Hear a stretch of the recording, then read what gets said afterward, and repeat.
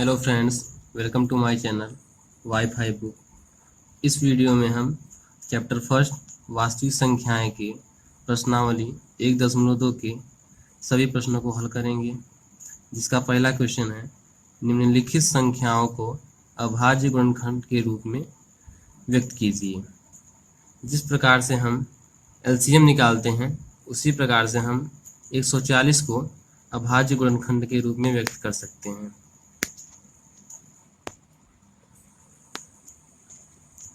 140 को हम एलसीएम लेंगे, एलसीएम निकालेंगे। सबसे पहले हम देखेंगे कि लास्ट वाली संख्या सम है या विषम। हमें पता है ऐसी संख्या जो 2 से विभाजित हो जाए उस संख्या को हम सम कहते हैं, और जो संख्या 2 से विभाजित ना हो उसे हम विषम संख्या कहते हैं। यहाँ पर 40 क्या है, 40 को अगर हम डिवाइड करेंगे 2 से तो ये पूरा कट जाएगा।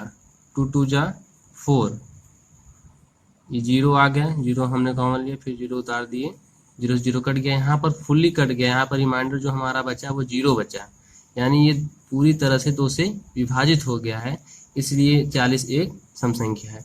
यदि हमारी लास्ट वाली जो नंबर होता है अगर वह सम संख्या है तो हम यहाँ 2 से डिवाइड करेंगे। यदि यहाँ पर विषम होता तो हम 3 से स्टार्ट करते हैं, 4, उसके बाद 5 से, 7 से, इस प्रकार से हम इसे काटते हैं। यहाँ पर हमारा लास्ट नंबर 140, यहाँ जिसमें 40 क्या है, एक सम संख्या है, इसलिए हम संख्या 2 से इसे विभाजित करेंगे। हम इसे हम दाएं साइड से करेंगे। यहाँ पर 2 से अगर हम भाग देंगे, 2 2 जा या फिर 22 जा 40, इसे स्टार्ट कर लेंगे, या फिर हम इसे भाग विधि द्वारा भी कर सकते हैं। यहाँ पर 2 7 जा 14, 14 7 से कट गया, बचा 0, 0 को हमने ऐसे उतार दिया। उसके बाद फिर हम देखेंगे 70 क्या है, 70 भी 2 से डिवाइड हो जाएगा, इसलिए हम फिर 2 का डिवीजन देंगे, वो आएगा 35, यहाँ पर आएगा। अब देखिए आखिरी जो नंबर है वो क्या है, 5। 5 एक विषम संख्या है क्योंकि यह 2 से नहीं कटेगा, 3 से भी नहीं कटेगा, इसलिए हम सीधा 5 से डिवाइड करेंगे। 5 से डिवाइड करने के लिए 7 बचे, 35 कट गया। अब 7 जो ऐसी संख्या है जो कि 1 से कटेगा या फिर 7 से कटेगा, इसलिए हम 7 से काटेंगे। अब यहाँ पर 1 आ गया। अब जो हमारा ये वाला जो पॉइंट है इसे हम मल्टीप्लिकेशन के रूप में लिखेंगे।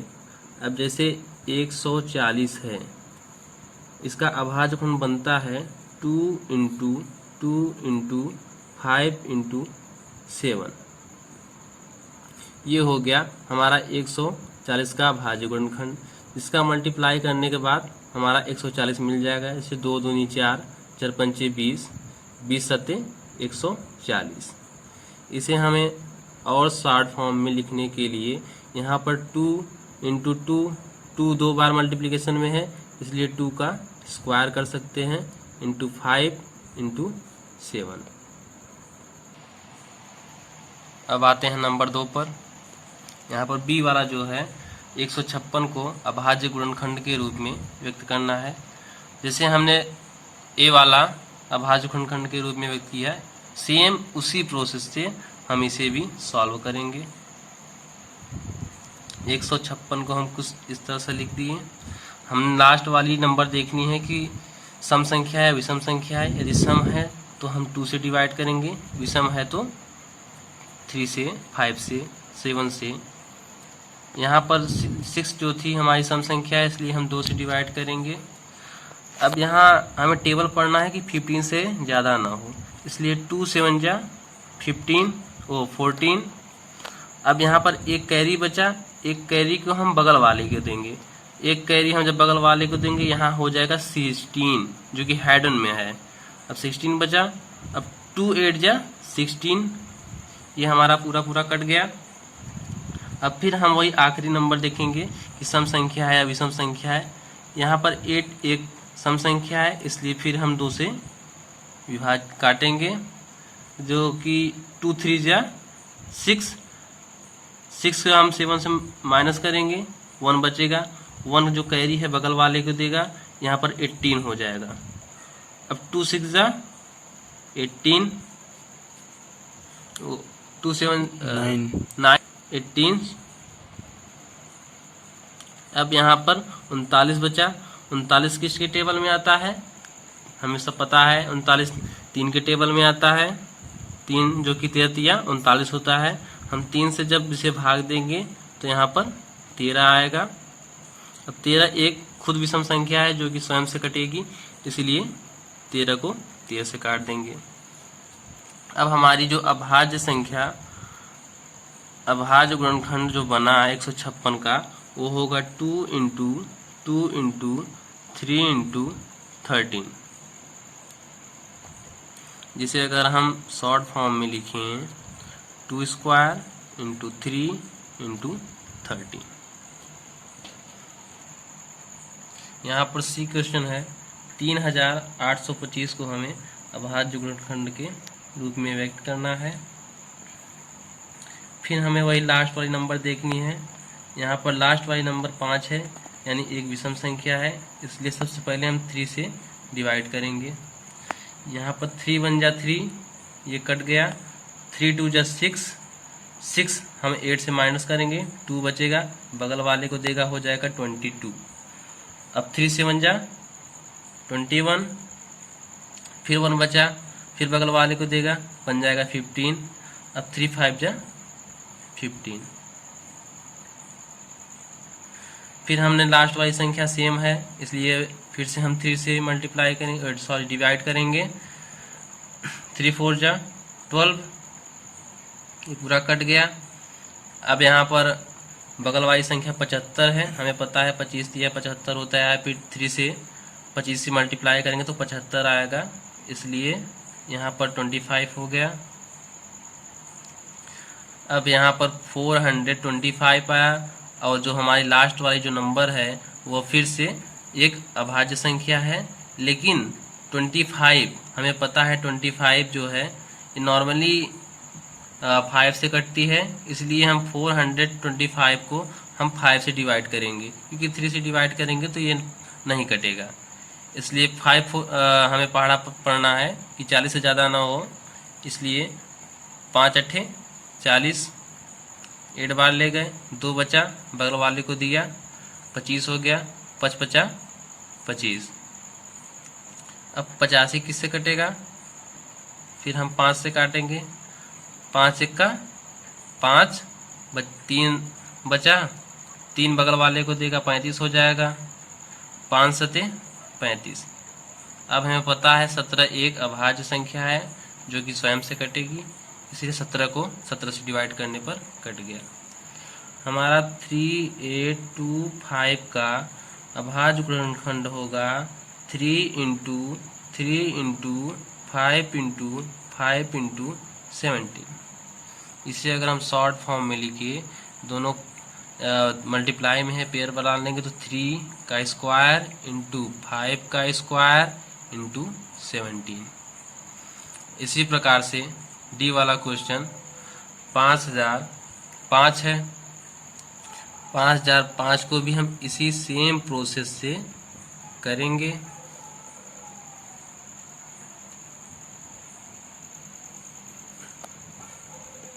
फिर से हमें लास्ट वाली संख्या देखनी है, यहाँ पर 5 है, इसलिए हम नॉर्मली 5 से डिवाइड करेंगे।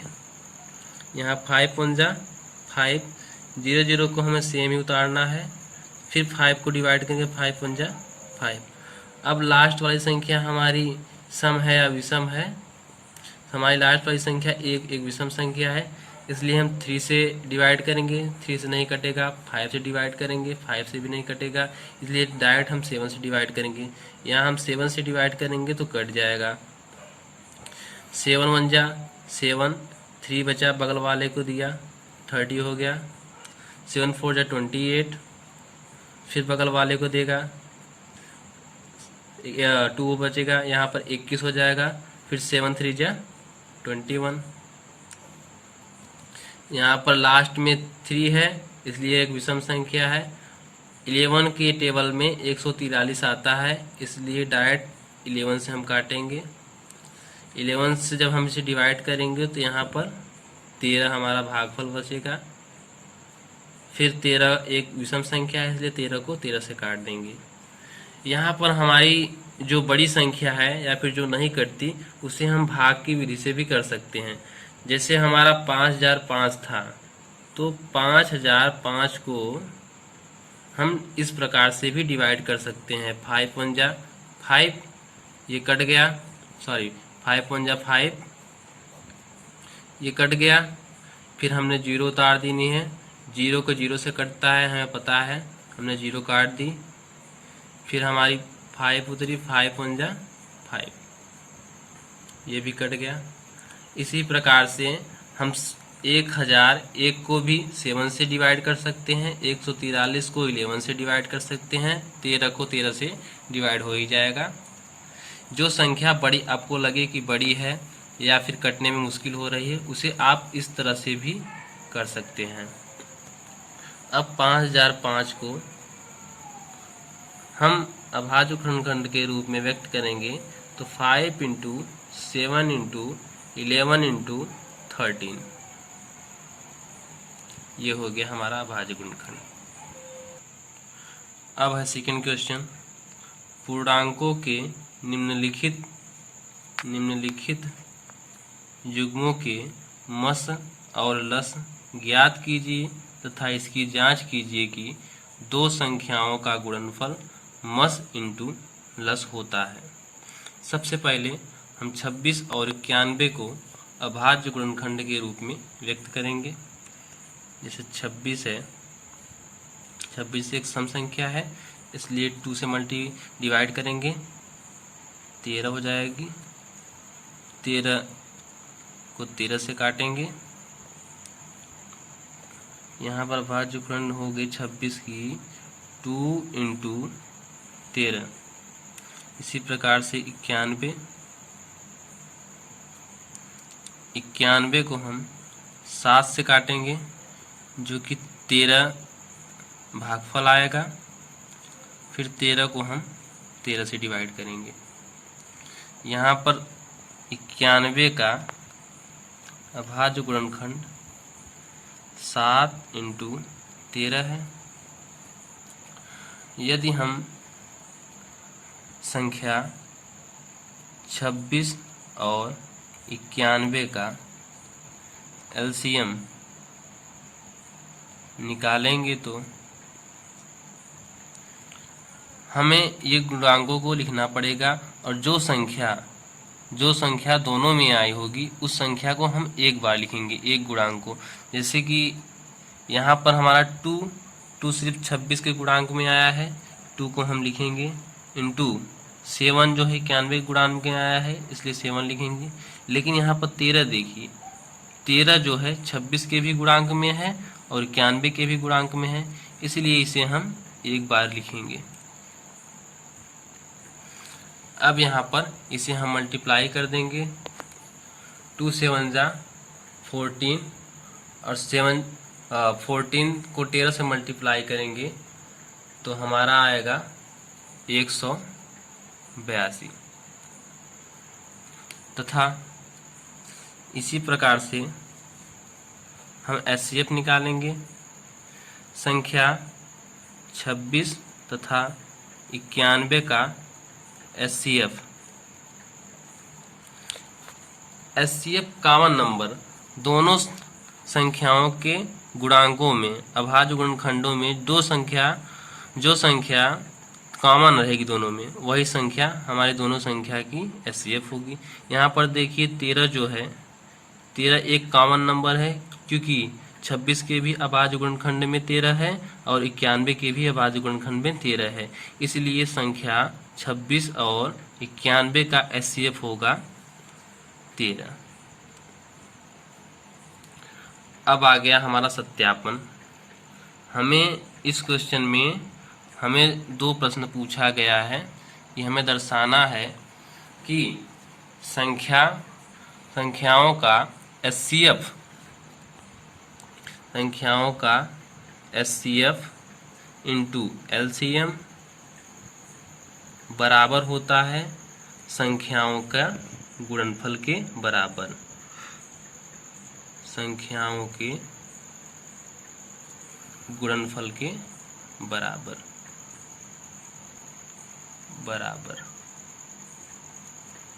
यहाँ पर हमारा एचसीएफ क्या है 13 है, इंटू हमारा एलसीएम क्या है 182 बराबर।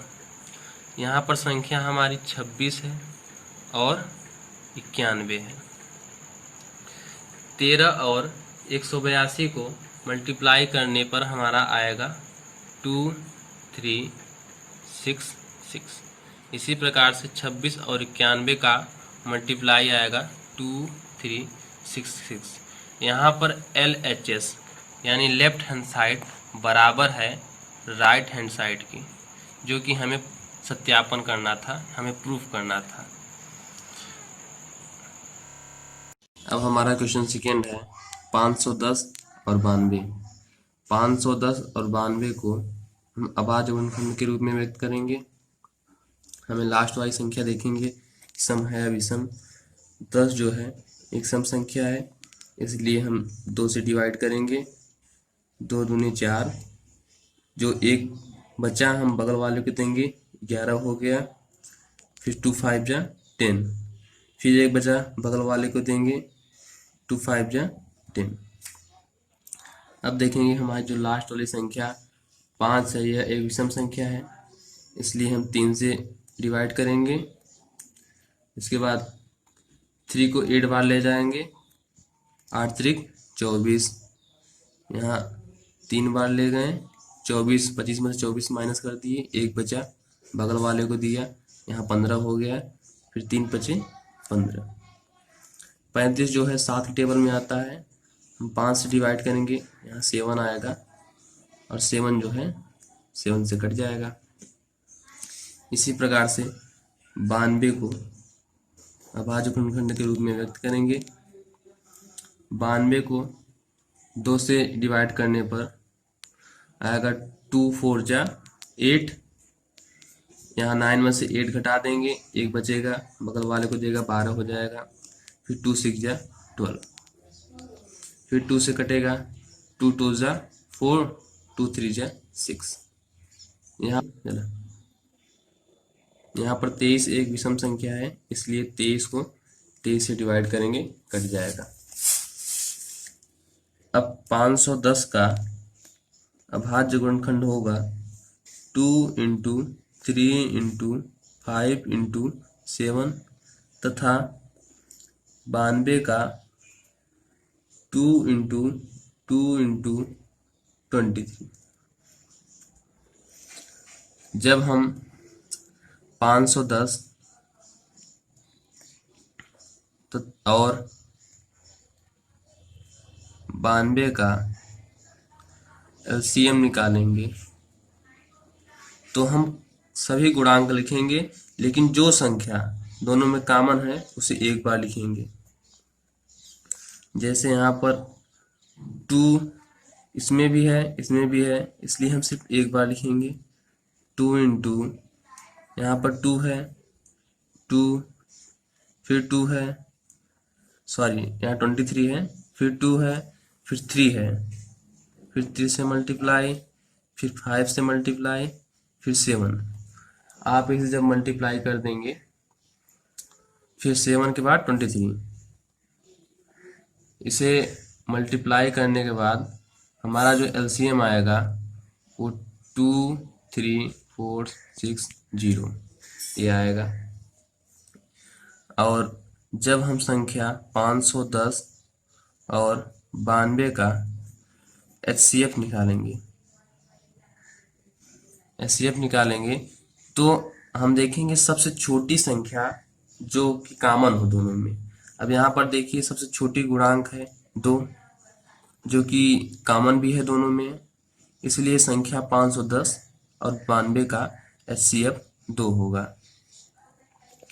अब हमारा है सत्यापन। हमें इसे सत्यापन भी करना है कि दो संख्याओं का गुणनफल जो होता है वह संख्याओं के एलसीएम तथा एचसीएफ के गुणनफल के योग के बराबर होता है। तो सत्यापन,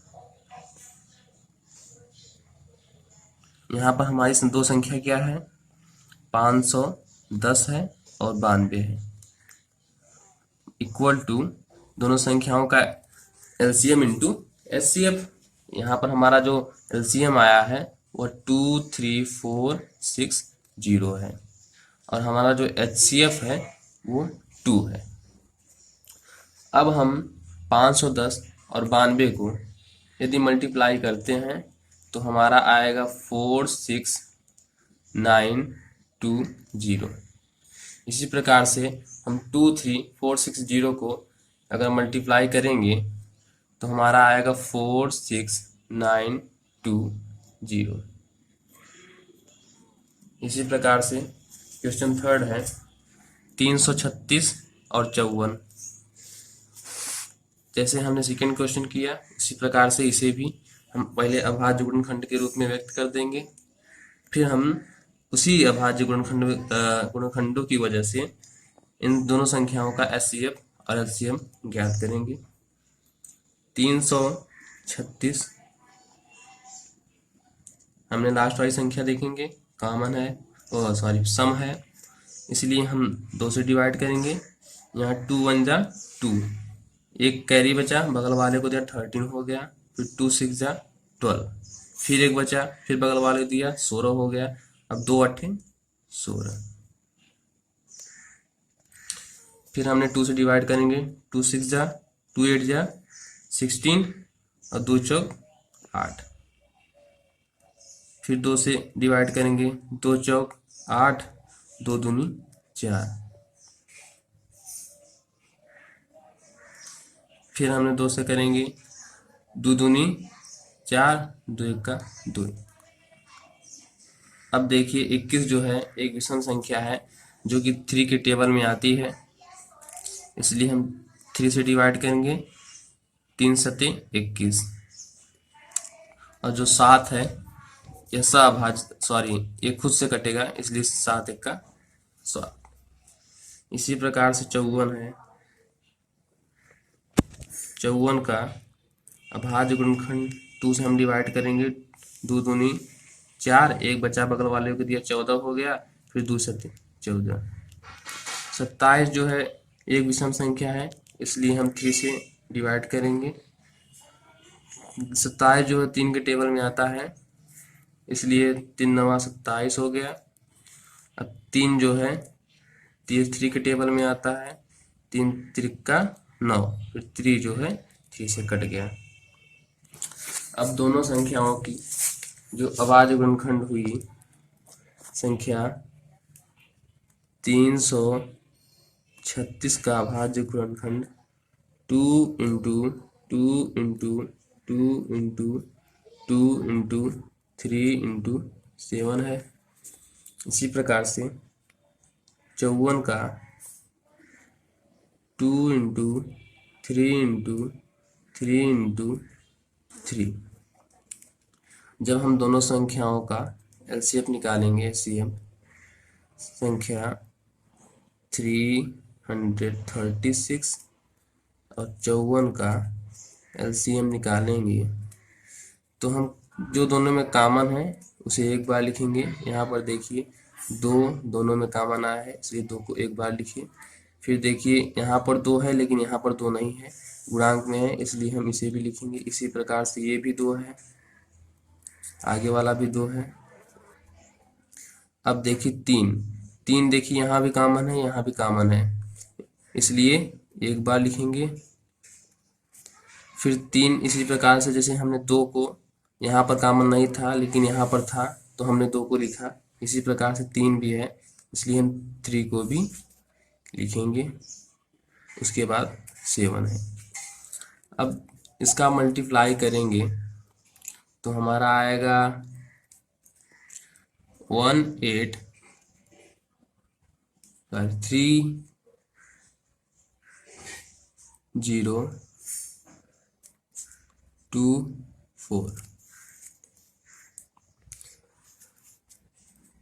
अब दोनों संख्याओं का HCF 336 और 54 का HCF बराबर, जो संख्या दोनों में कॉमन हो सबसे छोटी संख्या, यहाँ पर दो जो है इसमें भी है और इसमें भी है, इसीलिए दोनों संख्याओं का जो HCF होगा वो होगा 2।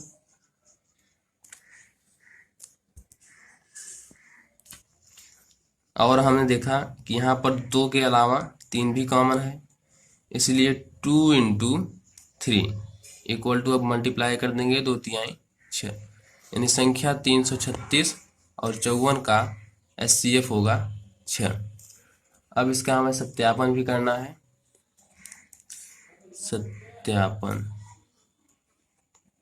सत्यापन दो संख्याओं का गुणनफल equal to LCM into HCF होता है। तो यहाँ पर दो संख्याएं हैं 336 इंटू 54 इक्वल टू, यहाँ पर LCM है 3024 और HCF है हमारा 6। जब हम दोनों संख्याओं का मल्टीप्लाई करेंगे 336 और 54 को जब हम गुणा कर देंगे तो हमारा आएगा 18144। इसी प्रकार से हम इसे भी मल्टीप्लाई करेंगे तो इसमें भी सेम आएगा 18144, जहाँ पर LHS into equal to RHS। अब स्टॉप है ना। अब थर्ड क्वेश्चन है, अभाज्य गुणनखंड विधि द्वारा निम्नलिखित पूर्णांकों के मस और लस ज्ञात कीजिए। तो यहाँ पर संख्या दी हुई है 12, 15 और 21। सबसे पहले हम तीनों संख्याओं का अभाज्य गुणनखंड के रूप में व्यक्त करेंगे। जब हम 12 को अभाज्य गुणनखंड के रूप में व्यक्त करेंगे तो 2 इंटू 3 इंटू 2 इंटू 2 इंटू 3, 2 दूनी 4, 4 तिहाई 12। इसी प्रकार से 15 को करेंगे तो 3 इंटू 5 है, 3 पचे 15।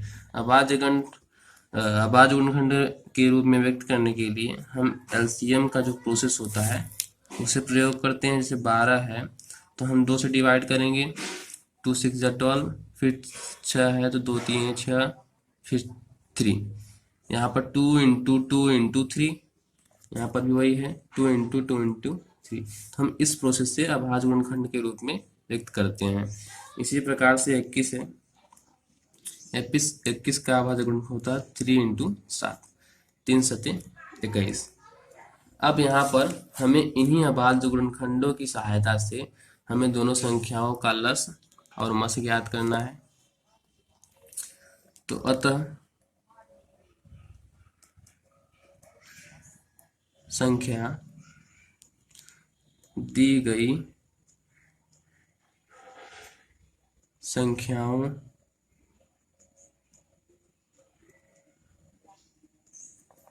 का उभयनिष्ठ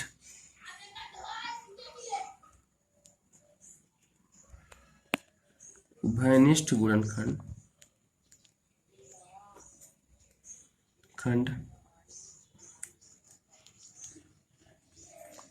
3 है।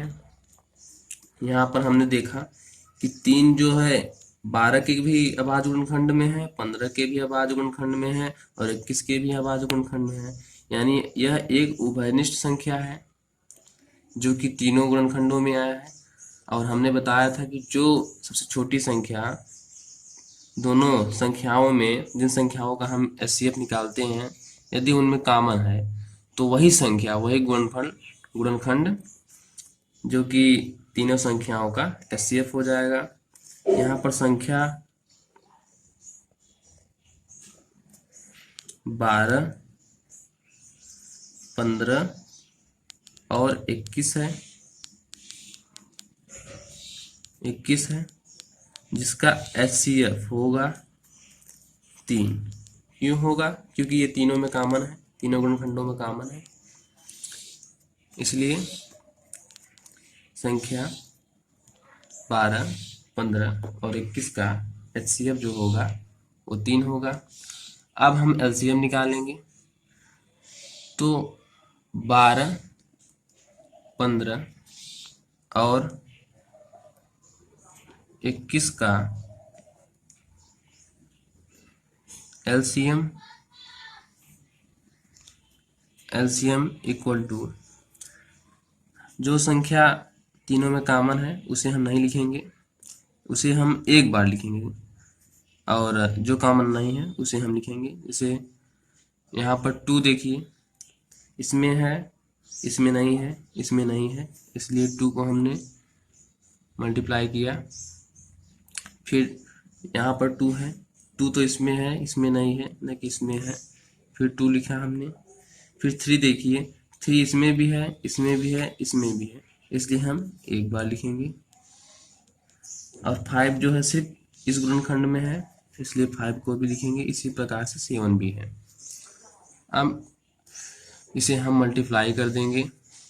मल्टीप्लाई करने के बाद 2 दूनी 4, 4 तीन 12, 12 पंचे 60, 6 सत्ते 42, यानी 420। 60 और 7 को जब मल्टीप्लाई करेंगे तो हमारा आएगा 420। तो हम इसी प्रकार से देखेंगे कि सबसे पहले हम 12, 15 और 21 को अभाज्य गुणनखंड के रूप में व्यक्त कर देंगे।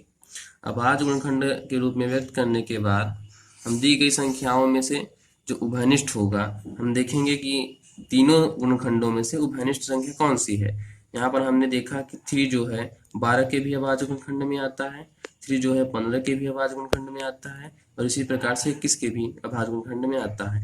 तो 3 जो है तीनों में अभाज्यनिष्ठ संख्या हो गई।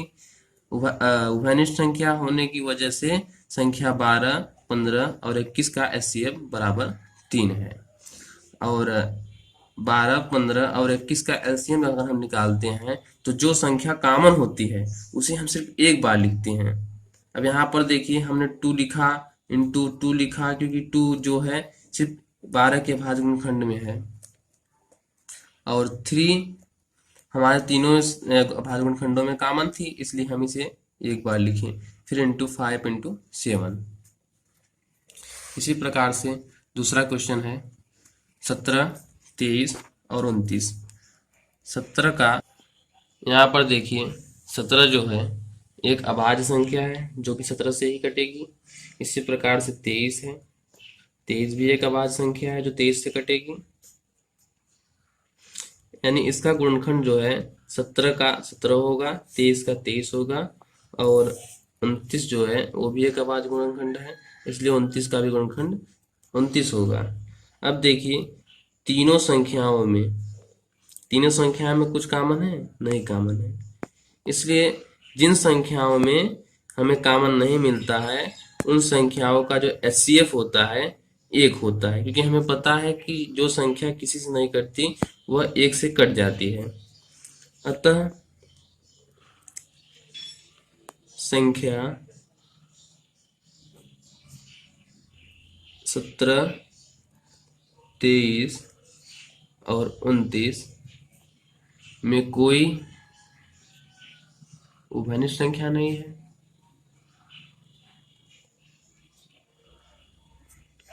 संख्या नहीं है, इसलिए संख्या 17, 23 तथा 29 का HCF बराबर 1 होगा। इसी प्रकार संख्या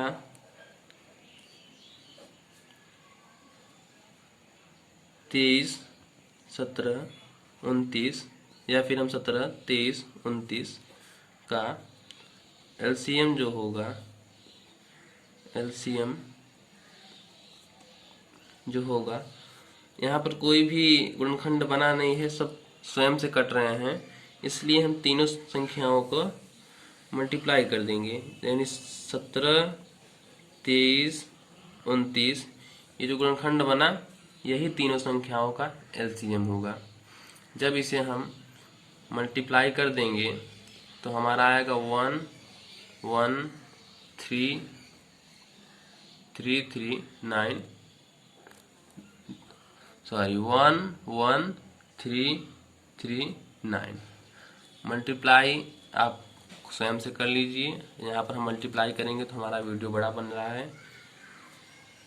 तो हमने अभाज्य गुणनखंड की सहायता से एलसीएम भी ज्ञात कर लिया और एचसीएफ भी ज्ञात कर लिया। इसी प्रकार से थर्ड और लास्ट क्वेश्चन है 8, 9 और 25। तो हम सबसे पहले 8 का अभाज्य गुणनखंड निकालेंगे तो आएगा 2 × 2 × 2, 2 दूनी 4 दूनी 8 और 9 है 3 × 3, 3 त्रिके 9। इसी प्रकार से 25 है, 25 को 5 × 5।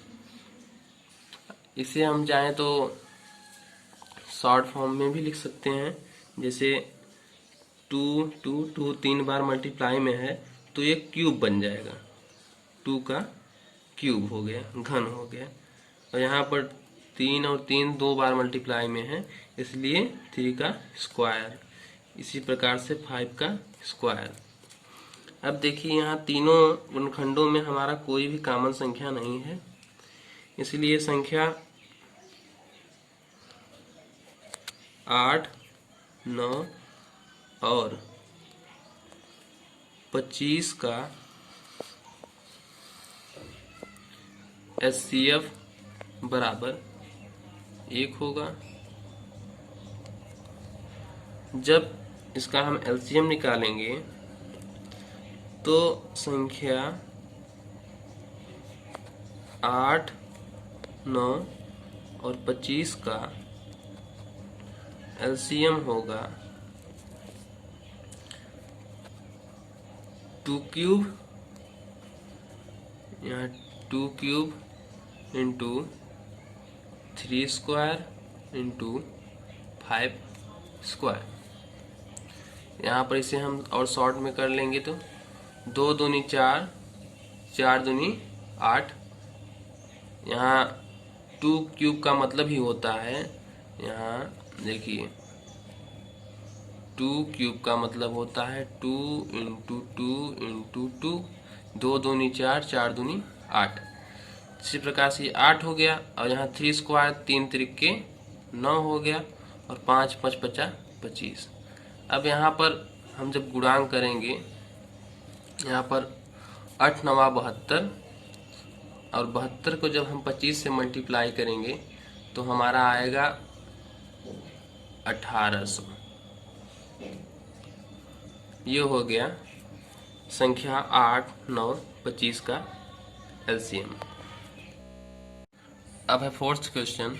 यहाँ पर दिया है मस 306 और 657 का जो मस दिया है वह 9 दिया है और लस जो है 306 और 557 का ज्ञात करना है।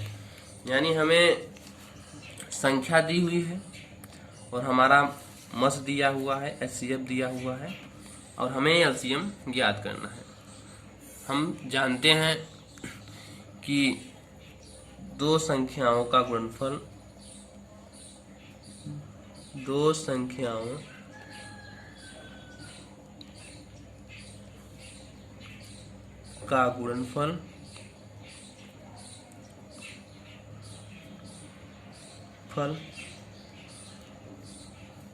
बराबर एलसीएम इंटू एचसीएफ होता है, हमें पता है। यहाँ पर ये एलसीएम हमें निकालना है। यहाँ पर संख्या दी हुई है तो संख्या, पहली संख्या है 306, दूसरी संख्या है 657 और इक्वल टू, यहाँ पर एलसीएम नहीं दिया हुआ है और एचसीएफ दिया हुआ है, एचसीएफ है 9। अब देखिए हमें जो निकालना होता है उसे हम, ये जो इक्वल है उसके एक साइड करना होगा और जो हमें अंक दिया हुआ है उसे एक साइड। अब देखिए हमें एलसीएम निकालना है, तो हम एलसीएम को चाहे बाई साइड रखें चाहे दाई साइड रखें। यहाँ पर हमारा जो 9 है यहाँ मल्टीप्लाई में है, जब इस पोजीशन में हम लाएंगे तो यहाँ पर डिवाइड में आ जाएगा। यहाँ 306 into 657 upon 9 equal to LCM, या फिर हम लिख सकते हैं एलसीएम ये बराबर ही है, LCM equal to 306 into 557 657 upon 9।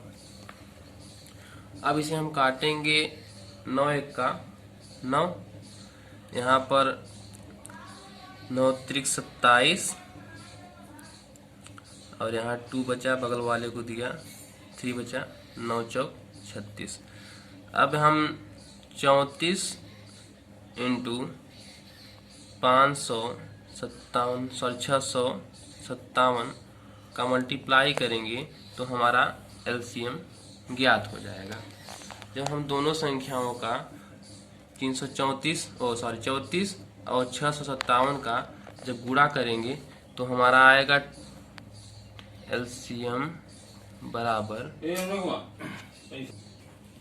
अब यहाँ 34 और 657 का मल्टीप्लाई यदि हम करेंगे तो हमारा आएगा 22338। ये हो गई हमारी एलसीएम। यदि हम इसकी जांच करना चाहते हैं तो हम जांच भी कर सकते हैं। हम दोनों संख्याओं का गुणनफल कर देंगे और इक्वल टू, जहाँ एलसीएम है यहाँ एलसीएम के स्थान पर हमारा जो एलसीएम निकला है उसे हम रख देंगे। फिर दोनों संख्याओं का गुणा कर देंगे। गुणा करने पर यदि दोनों तरफ बराबर संख्याएं मिलती हैं तो हमारा जो एलसीएम है वह सही है। अब हमारा 5th क्वेश्चन है, जांच कीजिए कि क्या किसी प्राकृत संख्या n के लिए संख्या 6 के पावर n अंक 0 पर समाप्त हो सकती है। हमारी कक्षा 10 के गणित में एक प्रमेय है, अंक गणित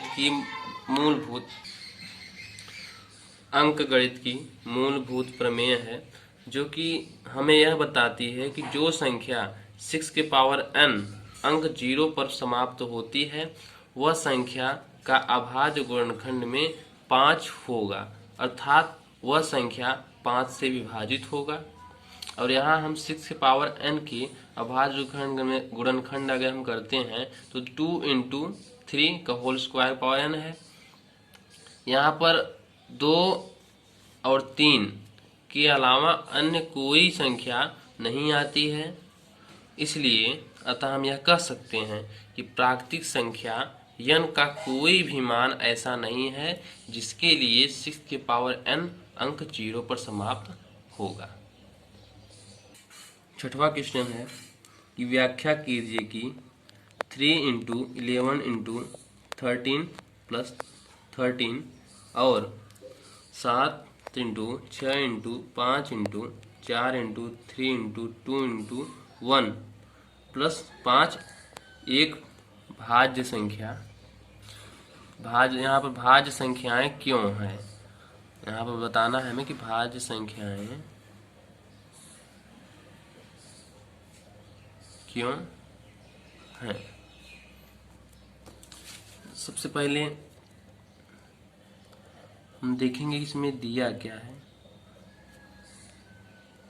दिया है 7 इंटू 11 इंटू 13 प्लस 13। हम जो गुणनखंड वाला है हम इतना को मल्टीप्लाई कर देंगे। मल्टीप्लाई करने पर हमारा आएगा 1001। अब प्लस हम इसमें 13 कर देंगे। 13 जोड़ने पर हमारी संख्या जो आएगी 1014। अब हम 1014 को अपने हिसाब से गुणनखंड के रूप में व्यक्त करेंगे। यदि हम इसका गुणनखंड निकालेंगे तो हमारा आएगा गुणनखंड 2 इंटू 3 इंटू 13 इंटू 13। चूँकि ये दो से अधिक अभाज्य संख्याओं के गुणनफल है। हमने निकाला कि यहाँ पर दो के अलावा भी यहाँ पर गुणनखंड हमारी बन रही है, क्योंकि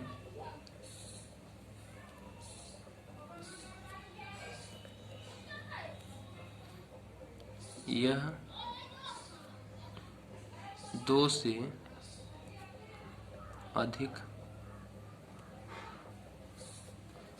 अभाज्य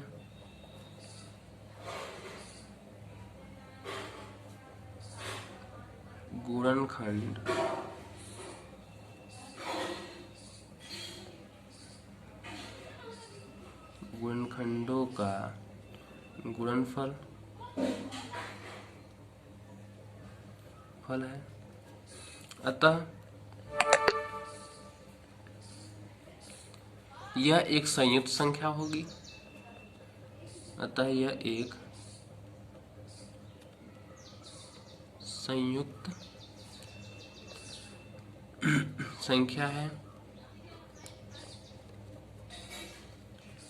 इसी प्रकार से हमारा सेकेंड वाला है 7 × 6 × 5 × 4 × 3 × 2 × 1 + 1 + 5 है, इक्वल टू, हम फिर से इतना को अब मल्टीप्लाई कर लेंगे। मल्टीप्लाई करने पर हमारा आएगा 5040 और प्लस में है 5।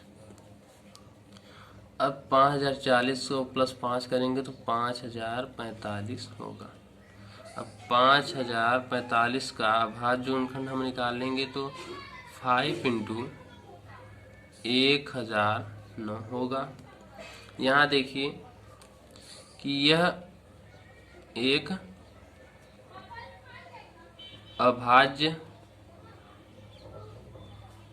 गुणनखंड है। हमने इसे अभाज्य गुणनखंड के रूप में व्यक्त किया है। यह एक अभाज्य गुणनखंड है जिनके अभाज्य गुणनखंड में आता है 5 और 1009। 5 और 1009 का गुणनफल है।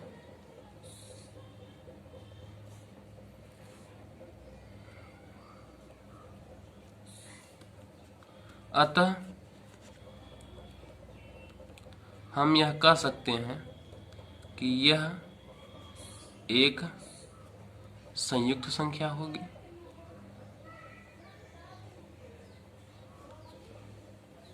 संख्या है।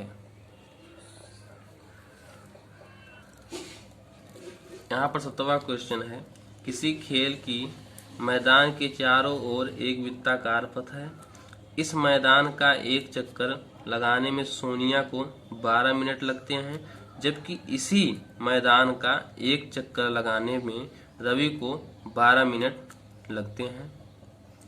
सॉरी, इसमें गलत है। यहाँ पर सोनिया को एक चक्कर लगाने में यहाँ 18 मिनट लगते हैं और इसी मैदान की चक्कर लगाने पर रवि को 12 मिनट लगते हैं। मान लीजिए दोनों एक ही स्थान और एक ही समय पर चलना प्रारंभ करते हैं, तो एक ही दिशा में चलते हैं, तो कितने समय बाद वह पुनः प्रारंभिक स्थान पर मिलेंगे। और रवि पुनः एक ही स्थान पर और एक ही दिशा और एक ही समय पर यदि चलना प्रारंभ करेंगे तो 18 और 12 में जो न्यूनतम उभयनिष्ठ गुणनफल होगा उसी संख्या पर वह साथ में मिलेंगे। यानी कि संख्या 18 और 12 का जो एचसीएफ होगा उसी संख्या में दिया है।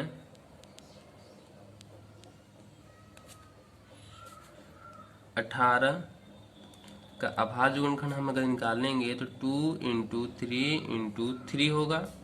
2 तिहाई 6, सॉरी हाँ 2 तिहाई 6 × 18। अब 12 का यदि हम गुणनखंड निकालेंगे तो 2 दूनी 4 तिहाई 12। अब हम 18 और 12 का लस या एलसीएम निकालेंगे तो कॉमन संख्या को हम एक बार लिखेंगे। यहाँ पर 2 कॉमन है, 2 इंटू 2 इंटू 3 इंटू 3। यहाँ 2 दूनी 4, 4 तिहाई 12, 12 तिहाई 36।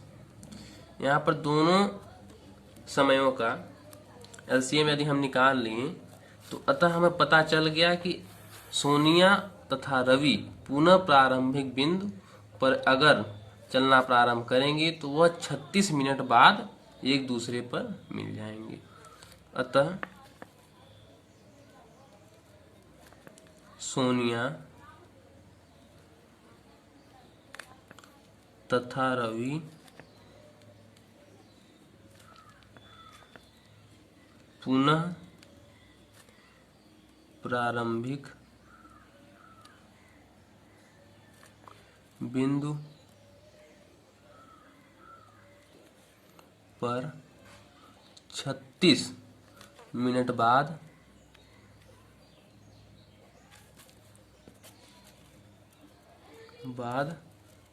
मिलेंगे। इस वीडियो में हम सिर्फ इतना बताएंगे। अगली वीडियो में हम प्रश्नावली 1.3 के सभी प्रश्नों को हल करेंगे।